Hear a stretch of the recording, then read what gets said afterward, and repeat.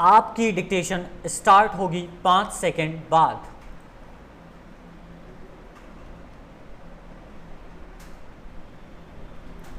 Three, two, one, start. मैं दिल्ली के संबंध में भी कुछ कहना चाहता हूँ।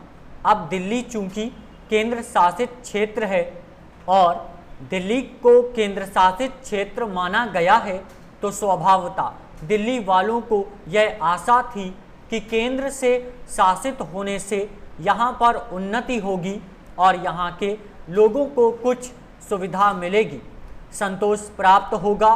किंतु मैं यह देख रहा हूँ और लोगों में भी यह भावना बढ़ती जा रही है कि जब से यह केंद्र शासित क्षेत्र हुआ है तब से शासन में निरकुंसता आने लगी है और लोगों की ओर ध्यान कम दिया जाने लगा है। इसलिए मैं यह कहना चाहता हूँ कि दिल्ली प्रशासन के पुनर्गठन के ऊपर पुनः जोर दिया जाना चाहिए और हो सके तो उसके लिए एक समिति बैठा दी जाए और उसके लिए सोचा जाए कि दिल्ली का प्रशासन किस तरह का होना चाहिए। मैं चाहता हूँ दिल्ली के प्रशासन के संबंध में आप विचार करें।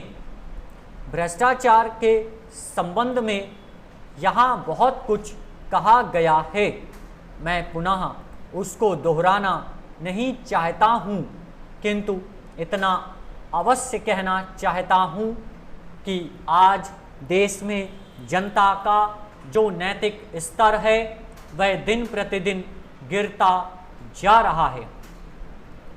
सरकार को यह सोचना चाहिए कि उनका वह नैतिक स्तर किस प्रकार उठाया जाए और किस तरह से लोगों की भावनाएं बदली जाएं, किस तरह से लोगों में अनुशासन रह सके, इसके लिए सोचना अत्यंत आवश्यक है। हम जब भ्रष्टाचार की बात कहते हैं तब यह तो सभी मानते हैं कि भ्रष्टाचार है और इसमें कोई दो राय नहीं है कि भ्रष्टाचार मौजूद है। छोटे से अधिकारी से लेकर बड़े अधिकारी तक यह फैला हुआ है। भ्रष्टाचार केवल प्रशासन में है ऐसी बात नहीं है, वरन यह लोगों में भी फैला हुआ है। जब करों की अदायगी का प्रश्न आता है तब लोग दो दो खाते बना लेते हैं और आयकर की चोरी करने का प्रयत्न करते हैं और कर से बचने के लिए भ्रष्टाचार करते हैं।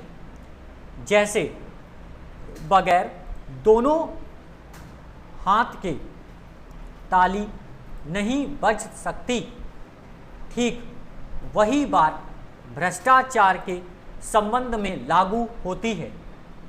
भ्रष्टाचार के निवारण के लिए जितना अधिकारियों का कर्तव्य है उतना ही कर्तव्य जनता का है। अधिकारियों को तो सतर्क रहना ही चाहिए, क्योंकि यह जो संसद है वह कानून बनाकर उनके हाथ में दे देती है। उसका कार्यान्वयन करने के लिए जनता और नौकरशाही को सहयोग से कार्य करना चाहिए। महोदय, प्रशासन का यह कर्तव्य हो जाता है कि वह सतर्क रहें और अधिकारी लोग अपने को निष्पक्ष रखें, किंतु जो जनता के अंदर एक गिरावट आती जा रही है वह भी एक देखने की बात है। इसलिए मैं चाहता हूं कि सरकार कोई ऐसा प्रयत्न करे जिससे कि भ्रष्टाचार को रोकने के लिए जो लोगों का नैतिक स्तर ऊंचा होना आवश्यक है उसको ऊंचा किया जा सके। उसके लिए जो भी वह कर सकें करें। मुझे कहना तो बहुत कुछ था, लेकिन चूंकि मेरा समय समाप्त हो गया है, मैं अब और कुछ नहीं कहूँगा महोदय।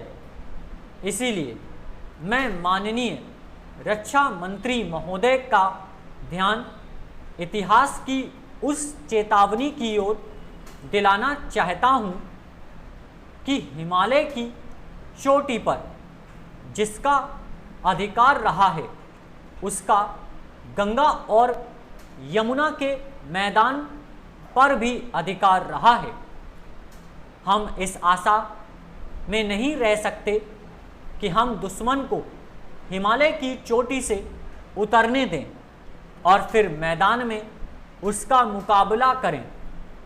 मुझे याद है कि कुछ वर्ष पहले प्रधानमंत्री जी ने बड़ी दृढ़ता के साथ यह कहा था कि हम हिमालय को दहेज के रूप में नहीं देना चाहते और यह नहीं कहना चाहते कि साहब आप टहलते हुए यहाँ आ जाइए।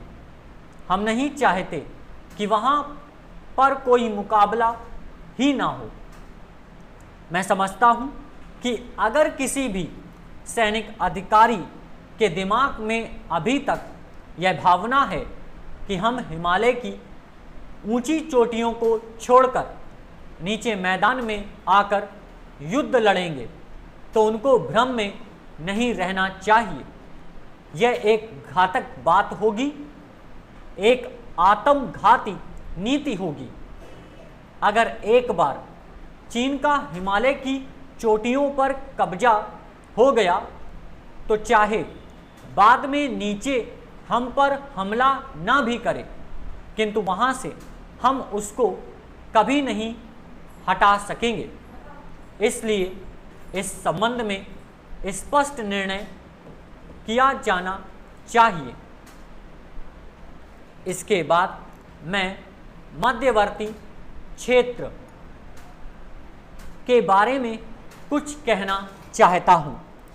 पिछली बार जब चीन ने बड़े पैमाने पर आक्रमण किया था तो लद्दाख में और पूर्व में नेफा के इलाके में किया था। मध्यवर्ती क्षेत्र में मिडिल सेक्टर में लड़ाई नहीं हुई थी, लेकिन मेरा अपना अनुमान है और बहुत से लोगों को इस बात की आशंका है कि अगर अब चीन ने दोबारा हम पर आक्रमण किया तो वह मिडिल सेक्टर में करेगा। इसके कई कारण मालूम पड़ते हैं। आप सभी को इसकी PDF हमारे व्हाट्सएप और टेलीग्राम ग्रुप पर मिलेगी।